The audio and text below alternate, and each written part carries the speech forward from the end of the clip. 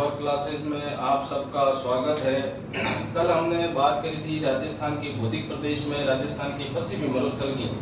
राजस्थान के पश्चिमी मरुस्थल को मैंने आपको बताया था कि दो भागों में डिवाइडेशन किया था, एक तो अर्धशुष्क मरुस्थल और एक शुष्क मरुस्थल। शुष्क मरुस्थल को भी मैंने दो भागों में डिवाइडेशन किया था, एक का नाम था बालू का स्तूप मुक्त प्रदेश और एक का नाम था बालू का स्तूप युक्त प्रदेश। मुक्त प्रदेश का मतलब है जहां रेत के टीले नहीं बनते, युक्त प्रदेश का मतलब है जहां रेत के टीले बनते हैं। फिर मैंने अर्धशुष्क मरुस्थल को चार भागों में डिवाइडेशन किया था, गग्गर बेसिन, लूनी बेसिन, नागौरी उच्च भूमि और ये शेखावाटी क्षेत्र, तोरावाटी क्षेत्र, आंतरिक प्रवाह क्षेत्र और बाकर प्रदेश। इन चार भागों को मैंने अर्धशुष्क वाले भागों में डिवाइडेशन किया था और शुष्क वाले भागों में मैंने दो भागों में डिवाइडेशन किया था। एक का नाम था, इसमें कुछ चीजों की चर्चा कर दी थी। एक का नाम था जिसका नाम था मैंने बालू का स्तूप मुक्त प्रदेश और एक मैंने आपको बताया था बालू का स्तूप युक्त प्रदेश। बालू का स्तूप युक्त प्रदेश, ये दो चीजें मैंने आपको कल बता दी थी। इसमें मैंने बताया था मुक्त प्रदेश का मतलब है जहां रेत के टीले नहीं पाए जाते हैं, यानी कि जहां बालू का रेत की आकृति नहीं बढ़ती है उस क्षेत्र को कहा जाएगा बालू का स्तूप मुक्त प्रदेश। इसमें मैंने कुछ चीजों की चर्चा करी थी, जैसे मैंने एक बताया था लाठी सीरीज। मैंने कौन सा बताया था? लाठी सीरीज। लाठी सीरीज में मैंने आपको बताया था मोहनगढ़ से लगा के पोखरण के बीच में मीठे पानी की भूगर्भीय जल पट्टी को क्या कहा जाता है? लाठी सीरीज कहा जाता है। यहाँ कुछ घासें उगती है जो प्रोटीन युक्त घासें होती है, जैसे सेवण है, दामन है, करडी है, त्रिडिगम है। सेवण घास के लिए मैंने स्पेशल बताया था कि सेवण घास जो होती है वो क्या होती है, उस सेवण घास गोडाउन का प्रजनन केंद्र मानी जाती है तथा सेवण घास के चारे को यानी कि हरे चारे को लिलोन कहा जाता है। ये भी मैंने आपको यहाँ पे बता दिया था। इसी लाठी सीरीज में चांदन गांव में एक मीठा पानी निकल गया, इसी जगह को कहा जाता है चांदन नलकूप और इसी को ही कहा जाता है थार का गड़ा। आगे चर्चा करते हैं मुक्त प्रदेश में। आगे अपन देखते हैं, एक चीज आपको ध्यान रखनी है, मगरा। एक परिभाषा याद रखनी है, मगरा। मगरा क्या चीज है? पोखरण तथा बालोतरा के बीच, पोखरण तथा बालोतरा के बीच अवशिष्ट चट्टानों को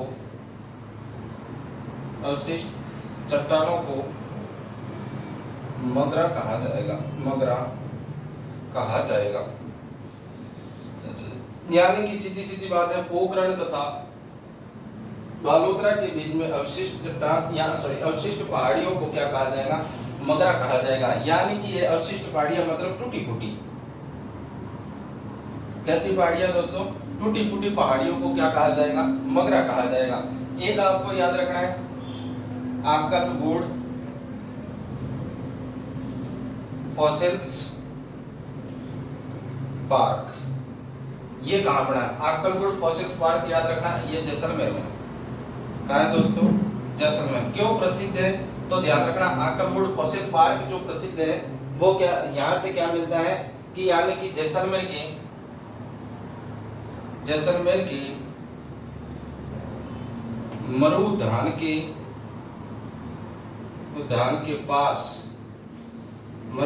के पास जुरेसिक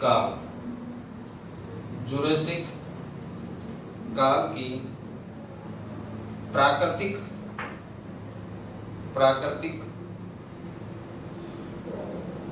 वनस्पति के अवशेष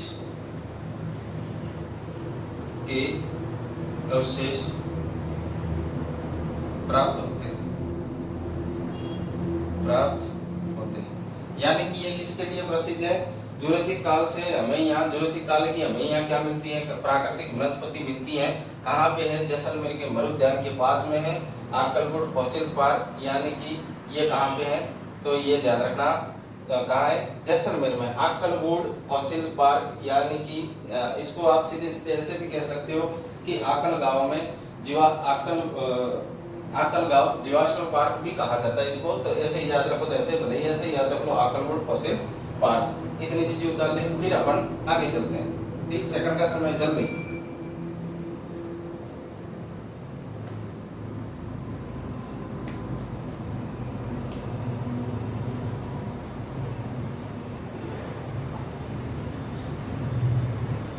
चलो दोस्तों आगे चलते हैं।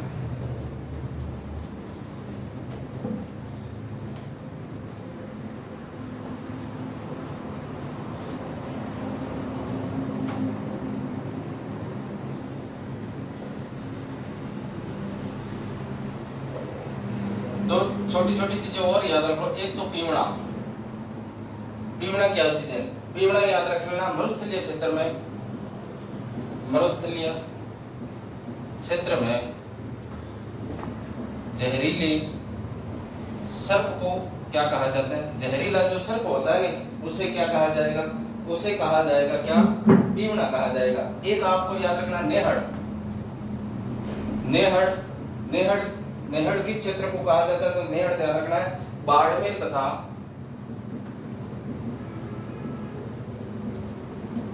सांचौर के मध्य भाग को नेहड़ कहा जाता है। मध्य भाग को नेहड़ कहा जाता है, नेहड़ कहा जाता है।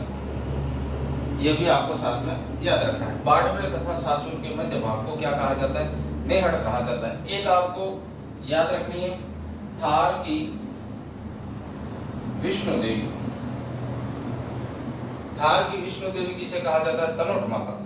तनोट माता, इसी को ही कहते हैं रुमाल वाली माता, और इसी को ही कहते हैं सैनिकों की देवी। ये सारे नाम इसी के ही। आपसे पूछ ले, नोट लगा के याद रखना है, राज्य की विष्णु देवी। तो इसका आंसर क्या हो जाएगा दोस्तों? तो इसका आंसर हो जाएगा अर्बुदा देवी, अर्बुदा माता।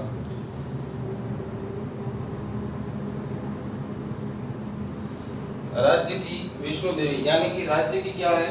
विष्णु देवी किसे कहा जाएगा? अर्बुदा माता।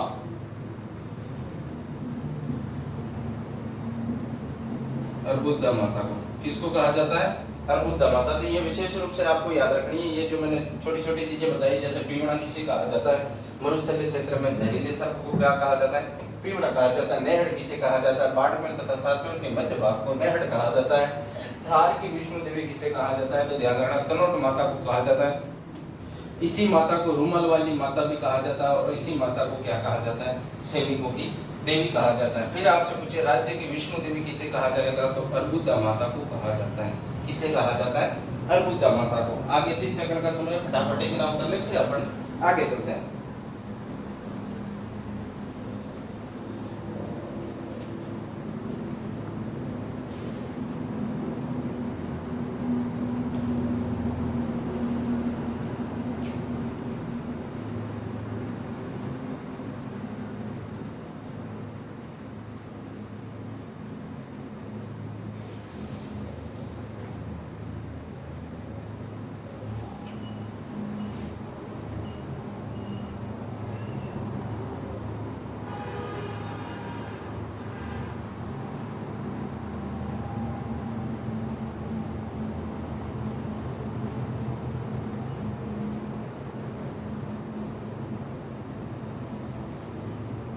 चलो दोस्तों आगे चलते हैं।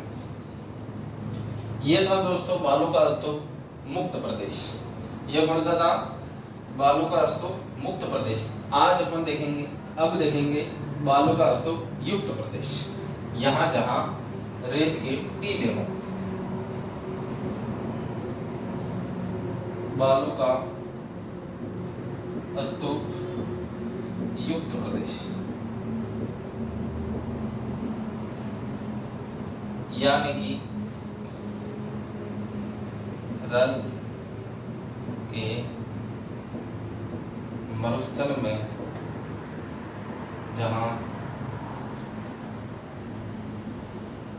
रेत की स्थलाकृति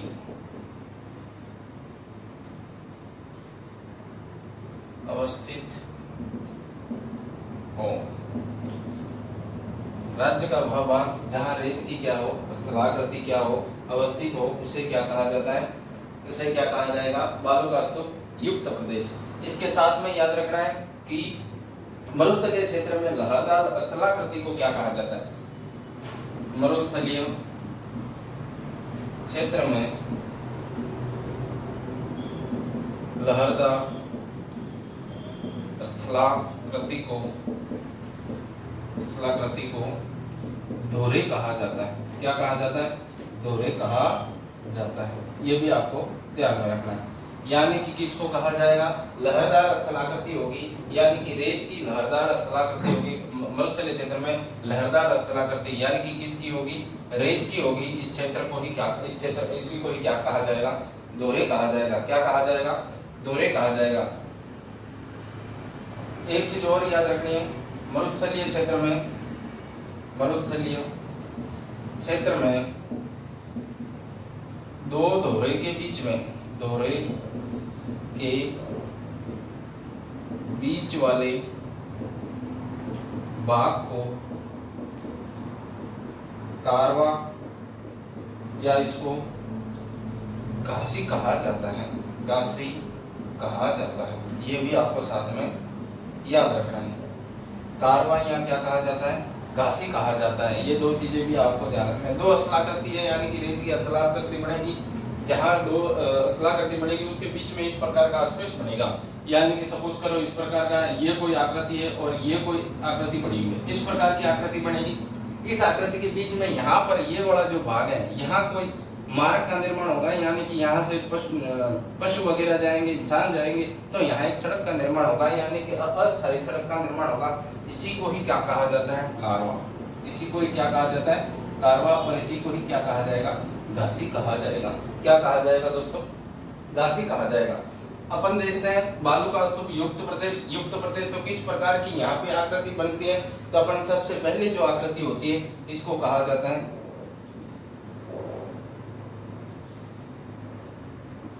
अनुदैर्ध्य बालू का स्तूप।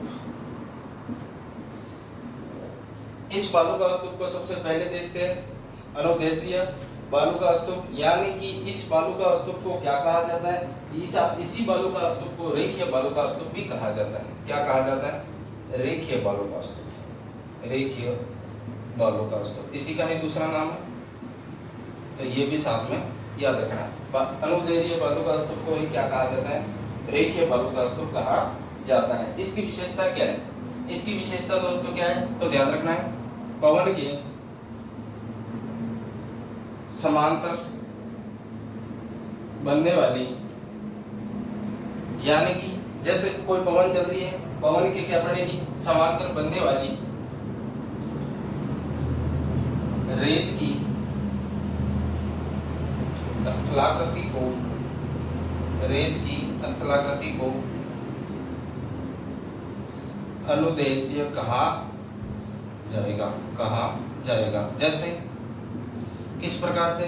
जैसे ये मरुस्थल बना हुआ है, यहाँ इस प्रकार की कोई आकृति बनी है, यहाँ से कोई आकृति बनी है, यहाँ इस प्रकार से आकृति बनेगी, यानी कि इस दिशा से क्या चलेगी? पवन चलेगी। यहाँ से इस दिशा में क्या चल रही है? पवन। तो यहाँ से एक आकृति और बनेगी, यानी कि यहाँ से ये ऊपर उठेगा, फिर यहाँ बढ़ेगा, फिर यहाँ से उठेगा, यहाँ बढ़ेगा, फिर यहाँ से उठेगा, यहाँ बढ़ेगा। इस प्रकार से बनता जाएगा, यानी कि समांतर हवा के समांतर बनने वाली आकृति जो होगी, जो आगे बढ़ती जाएगी, इसी को ही क्या कहा जाता है? अनुदैर्ध्य बालू का स्तूप। ध्यान रखना है एक चीज और ध्यान रखने की, पवन के सम्मुख ढाल क्या होता है? इसका कम होता है। पवन के सम्मुख इसका ढाल क्या होगा? कम होगा। इसके साथ में याद रखना है पवन की विमुख जो ढाल होता है वो क्या होता है? तीव्र होता है। कैसा होगा दोस्तों? तीव्र होगा। इसका मतलब यहाँ इस दिशा में जो ढाल होगा वो तो क्या होगा? कम होगा, क्योंकि यहाँ से हवा लगेगी, यहाँ से रेत को उठा के इस तरफ डालेगी, यानी कि यहाँ ढाल कम होगा। लेकिन इसके पीछे वाले भाग में, जैसे ये एक आकृति में और बना था, ये जो आकृति यहाँ से लगेगी तो इसका ढाल यहाँ से मंद हो जाएगा, यानी कि इस प्रकार का ढाल बन जाएगा ऐसा। लेकिन यहाँ से जो ये वाला जो ढाल बनेगा, ये क्या बनेगा? तीव्र बनेगा। तो विमुख सम्मुख का मतलब है पवन की दिशा, विमुख पवन के अपोजिट साइड, यानी कि इसमें यहाँ क्या होगा, इसका ढाल कम होगा। ये विशेष रूप से कहाँ पाए जाते हैं, तो विशेष रूप से याद रखना, याद रखो, बालोतरा, बाड़मेर,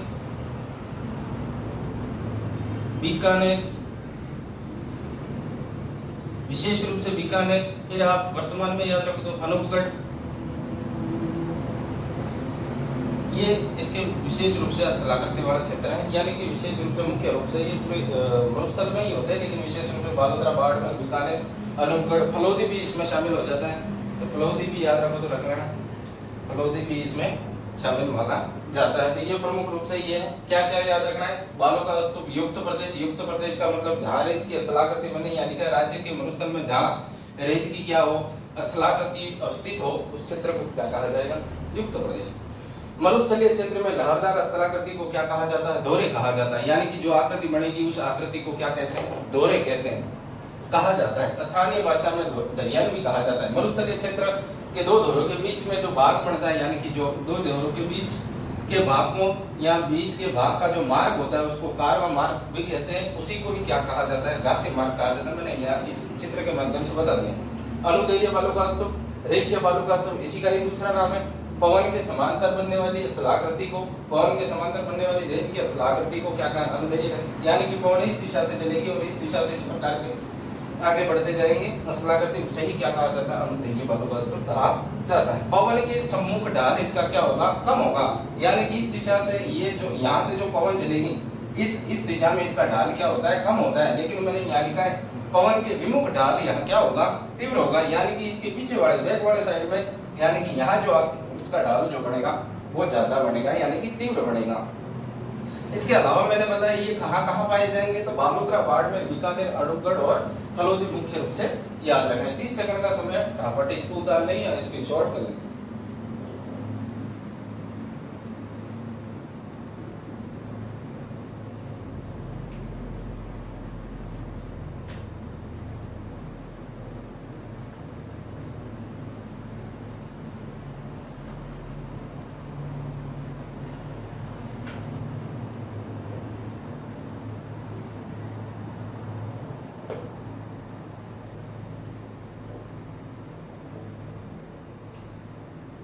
चलो आगे चलते हैं।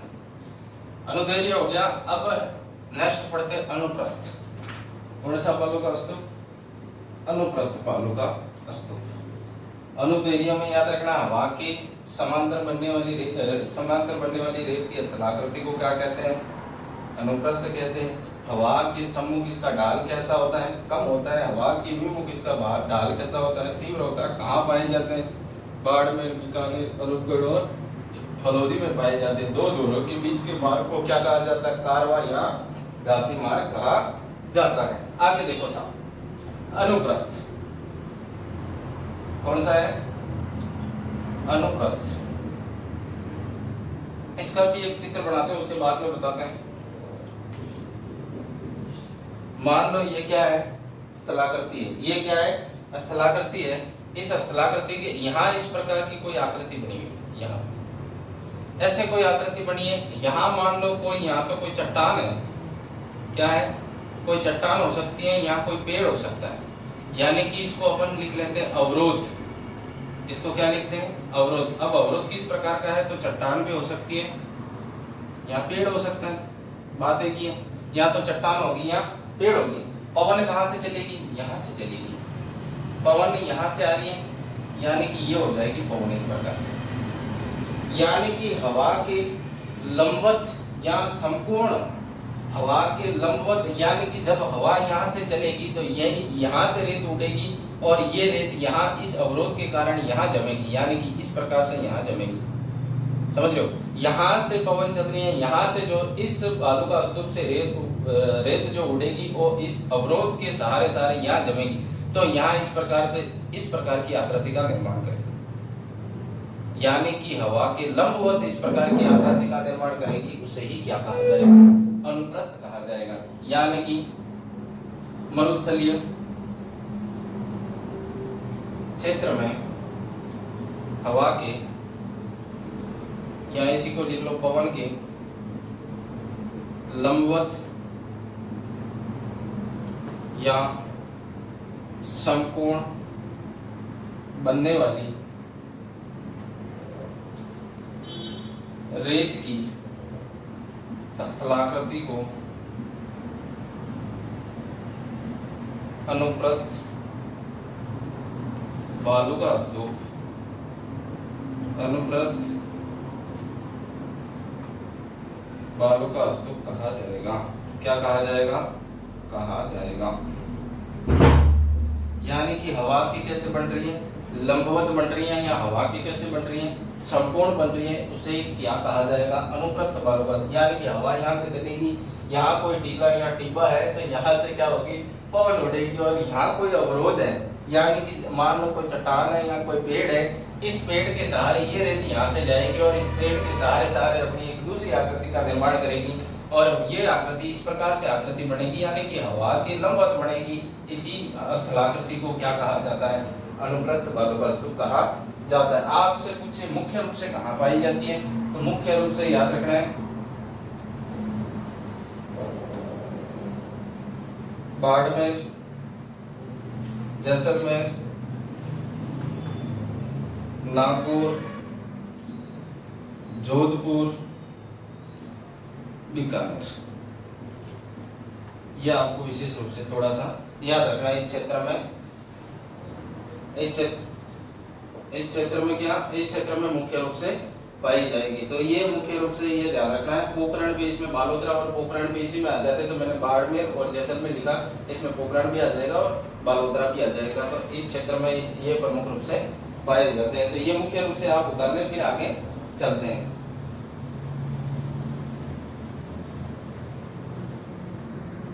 और दोस्तों यहाँ मैंने मुख्य रूप से पुराने जो जिले थे उनके नाम लिखे। यदि आपको वर्तमान के हिसाब से लिखना है तो इसमें लिख लेना आप बालोतरा,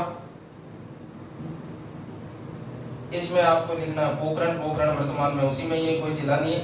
नागौर तो इसमें डीडवाना भी आ जाएगा, डीडवाना, कुचामन। जोधपुर है तो जोधपुर ग्रामीण आएगा।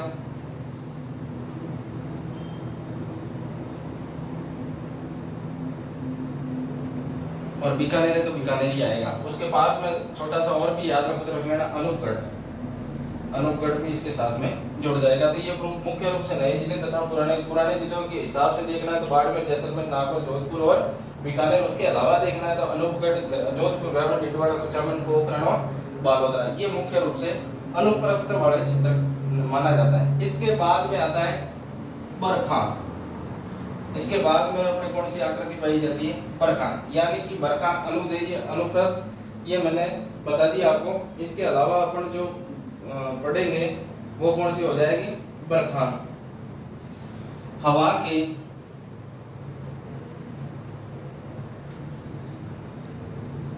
मरुस्थलीय क्षेत्र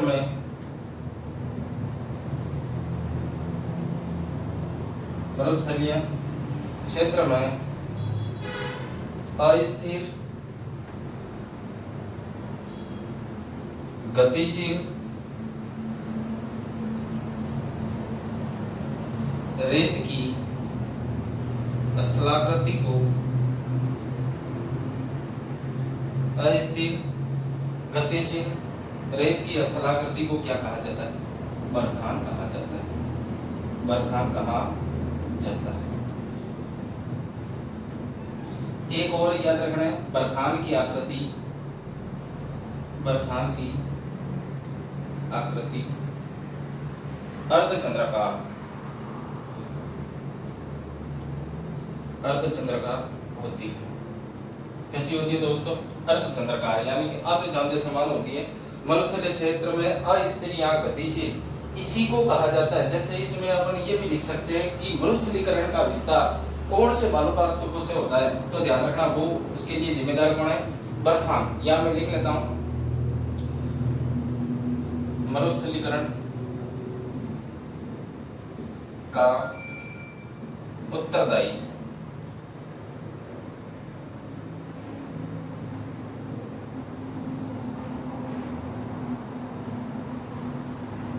बरखान।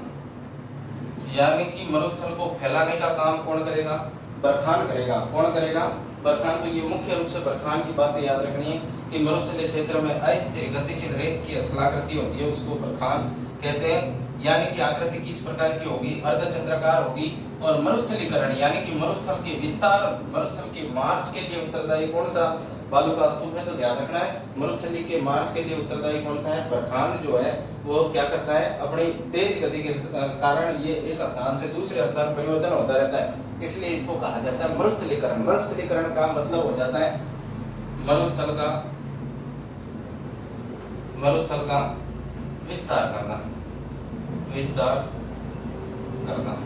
यानी कि मरुस्थलीकरण का मतलब क्या हो जाएगा, मरुस्थल का विस्तार करना। और इसके लिए उत्तरदायी बालू का स्तूप कौन सा है, तो बरखान बालू का स्तूप।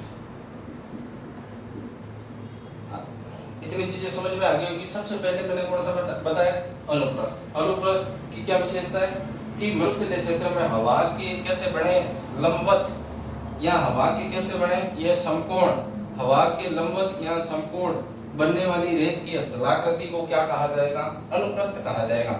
इसके अलावा मैंने मुख्य रूप से कहां पाए जाते हैं, तो मुख्य रूप से ध्यान रखना, मुख्य रूप से बाड़मेर, जैसलमेर, नागौर, जोधपुर, बीकानेर और अनूपगढ़, बालोतरा, पोखरण और उसके अलावा डीडवाना, कुचामन और जोधपुर ग्रामीण। उसके अलावा बरखान मरुस्थलीय क्षेत्र में मैंने यहाँ लिखा अस्थिर, यानी कि इनकी आकृति कहीं स्थिर नहीं होती है, गतिशील, ये तेज गति से बढ़ने वाले स्थलाकृति को क्या कहा जाता है, बरखान। लेकिन मैंने यहाँ एक चीज और लिखी, आकृति, यानी कि इनकी आकृति किस प्रकार की होती है, अर्धचंद्राकार होती है। मैंने यहाँ लिखा मरुस्थलीकरण के लिए उत्तरदायी कौन सा बालू का स्तूप होता है, तो बरखान होता है। कौन सा होता है, बरखान। मरुस्थलीकरण का मतलब हो जाएगा मरुस्थल का विस्तार करना, मरुस्थल का डेवलपमेंट करना, तो उसके लिए उत्तरदायी कौन सा बालू का स्तूप है, बरखान है।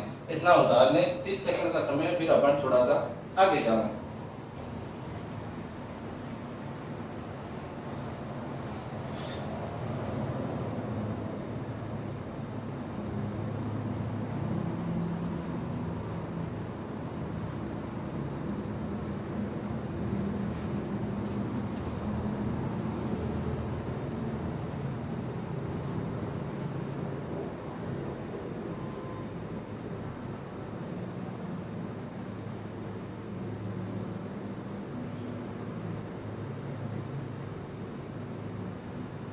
चलो दोस्तों आगे चलते हैं।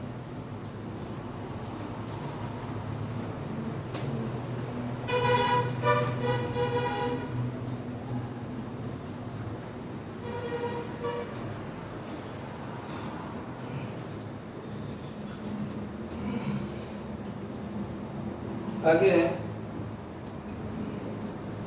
तारा बालू का स्तूप, बालू का स्तूप, यानी कि इसकी आकृति कैसी होगी, नाम से पता लग रहा है तारे के समान। जैसे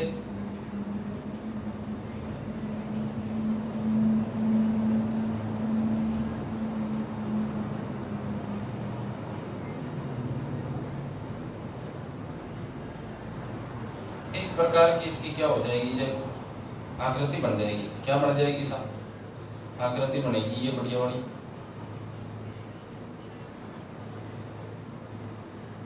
इस प्रकार की इसकी क्या बन जाएगी, आकृति, यानी कि ये किस समान है, तारे के समान। कैसी है, तारे के समान। यानी कि मरुस्थलीय क्षेत्र में, मरुस्थलीय क्षेत्र में तारेनुमा आकृति को ही क्या कहा जाता है, तारेनुमा जो आकृति होगी उसे ही क्या कहा जाएगा, तारा बालू का स्तूप कहा जाएगा। क्या कहा जाएगा, तारा बालू का स्तूप कहा जाएगा। ये किससे बढ़ते हैं, ये इसके लिए एक चीज और ध्यान रखनी है कि इसका जो निर्माण होता है वो, इसका जो निर्माण होगा वो अस्थिर पवनों के कारण, यानी कि अस्थिर जब पवनें आपस में इस साइड से भी आएगी, इस साइड से भी आएगी, इस साइड से भी आएगी और इस साइड से भी आएगी, तो इसकी एक आकृति बन जाएगी। कैसे बन जाएगी, तारे के समान बन जाएगी। इसलिए इसको क्या कहते हैं, तारा बालू का स्तूप कहा जाता है। मरुस्थलीय क्षेत्र में तारेनुमा आकृति या स्थलाकृति को क्या कहते हैं, तारा बालू का। निर्माण होने का रीजन क्या हो सकता है, तो ध्यान रखना अस्थिर पवनों के कारण, यानी कि चारों ओर से पवनें आती है और इस प्रकार की आकृति का क्या हो जाएगा, निर्माण हो जाएगा। ये मुख्य रूप से कहां पाए जाते हैं, मुख्यतः तो याद रखना है, एक तो मोहनगढ़, ये कहाँ है, मोहनगढ़, और एक आपको याद रखना है सूरतगढ़। ये दो क्षेत्र याद रखना है, सूरतगढ़ गंगानगर में और मोहनगढ़ जैसलमेर में। ये दो प्रमुख रूप से इसके लिए प्रसिद्ध क्षेत्र माने जाते हैं। ये दोनों क्षेत्र आपको क्या करना है, याद रखना है कि मोहनगढ़ कहाँ है और सूरतगढ़ कहाँ है, तो ये आपको ध्यान रखना है। आगे चलते हैं, पैराबोलिक।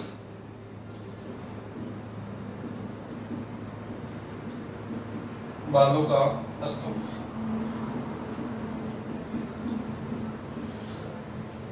पैराबोलिक कैसे हो, पैराबोलिक बालों का स्तूप, यानी कि पैराबोलिक बालों का स्तूप किस प्रकार के होते हैं, तो महिलाओं के किस प्रकार के होंगे दोस्तों, महिलाओं के हेयर पिन, कौन सी पिन साहब, महिलाओं के हेयर पिन नुमा रेत की स्थलाकृति को क्या कहते हैं, को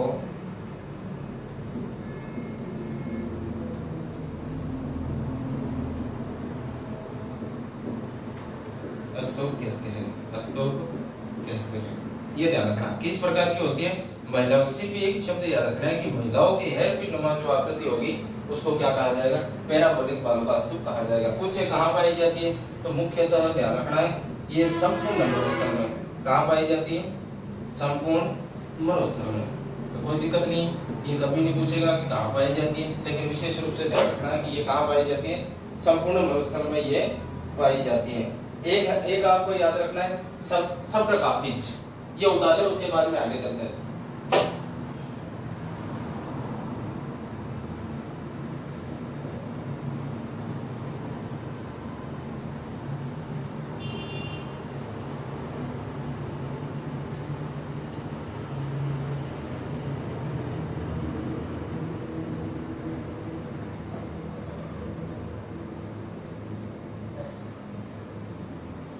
हाँ चलो दोस्तों आगे चलते हैं।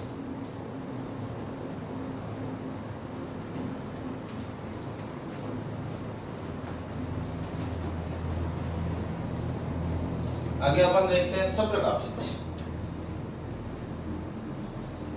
सब्र का बीज बालों का स्तूप, बालों का स्तूप, सब्र का बीज बालों का स्तूप। इसका निर्माण किस प्रकार से होता है, जैसे ये कोई मरुस्थल है, इस मरुस्थल में छोटी छोटी झाड़ियां हैं, क्या है दोस्तों, झाड़ियां हैं। इस प्रकार की कोई झाड़ियां बनी हुई है ये मरुस्थलीय क्षेत्र में। इसके सहारे यानी कि इन झाड़ियों के सहारे जड़ों में, कहां पे, यहाँ पे इस क्षेत्र में कोई आकृति बनती है, इन क्षेत्रों में यानी कि इनके जड़ों के आसपास में जो आकृति बनती है, इन्हीं आकृति छोटी छोटी बढ़ती है, इतनी बड़ी बढ़ती नहीं है। सब्र का बीज किसी वनस्पति के सहारे या वनस्पति के जड़ों में बनने वाली स्थलाकृति को ही क्या कहा जाता है, सब्र का बीज बालों का स्तूप कहा जाता है। वनस्पति के सहारे बनने वाली स्थलाकृति को क्या कहा जाता है, बनने वाली स्थलाकृति को क्या कहा जाएगा, सब्र का बीज। क्या कहा जाएगा दोस्तों, सब्र का बीज बालों का स्तूप कहा जाएगा। यानी कि छोटी छोटी झाड़ियां है, झाड़ियों के सहारे जो बनने वाली आकृति होती है उसे क्या कहा जाता है, सब्र का बीज। मुख्यतः पूछे तो मुख्यतः ध्यान रखना है, ये मुख्यतः संपूर्ण मरुस्थल में कहाँ पाया जाता है, संपूर्ण मरुस्थल में। आपसे पूछे कि राज्य का सबसे छोटा बालों का स्तूप कौन सा है, तो इसका आंसर क्या होगा, नॉट। राज्य का सबसे छोटा बालों का स्तूप, तो इसका आंसर क्या होगा, सब्र का बीज। इसका आंसर क्या होगा? सप्रकापिज। आगे अपन देखते हैं दूसरा बाकी है जिसका नाम है नेटवर्क बालू का स्तूप। कौन सा है? नेटवर्क बालू का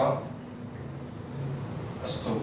नाम से भी दिख रहा है कि ये क्या बना रहा है, एक प्रकार का नेटवर्क बना रहा है, इसलिए इसको क्या कहेंगे? नेटवर्क बालू का स्तूप। कौन सा बालू का स्तूप? नेटवर्क बालू का स्तूप। हनुमानगढ़ तथा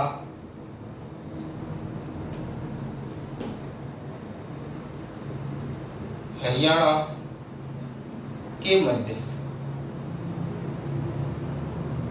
हनुमानगढ़ तथा हरियाणा के मध्य बालू का स्तूपों की स्थलाकृति को, ये ध्यान रखना है कि इनके बीच की स्थलाकृति को क्या कहा जाता है? नेटवर्क कहा जाता है। नेटवर्क बालू का स्तूप कहा जाता है। बालू का स्तूप कहा जाता है।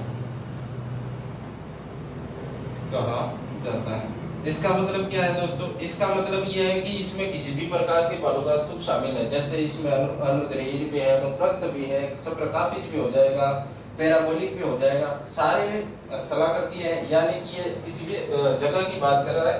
हनुमानगढ़ तथा हरियाणा के मध्य बालू का स्तूपों की स्थलाकृति को क्या कहा जाता है?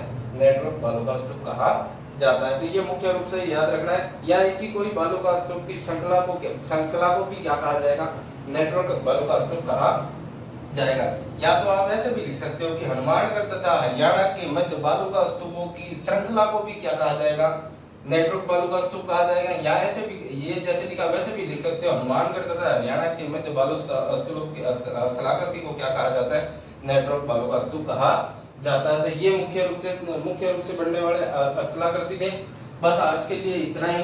कल दूसरे नए वीडियो के साथ में, नए टॉपिक के साथ में आपको मिलेंगे। मेरे हिसाब से मैंने आपको शुष्क मरुस्थल का कुछ दो भाग करके बनाए थे। एक तो शुष्क मरुस्थल था, एक अर्ध शुष्क मरुस्थल था। शुष्क मरुस्थल की संपूर्ण चीजें मैंने शुष्क मरुस्थल के भी मैंने दो भाग बनाए थे। एक तो बालू का स्तूप मुक्त प्रदेश बनाया था, एक बालू का स्तूप युक्त प्रदेश बनाया था। मुक्त प्रदेश था, उसमें सारी मैंने परिभाषाएं लिखवा दी और मुक्त की जितनी इंपॉर्टेंट चीजें थी सारी मैंने बोर्ड पे करवा दी है।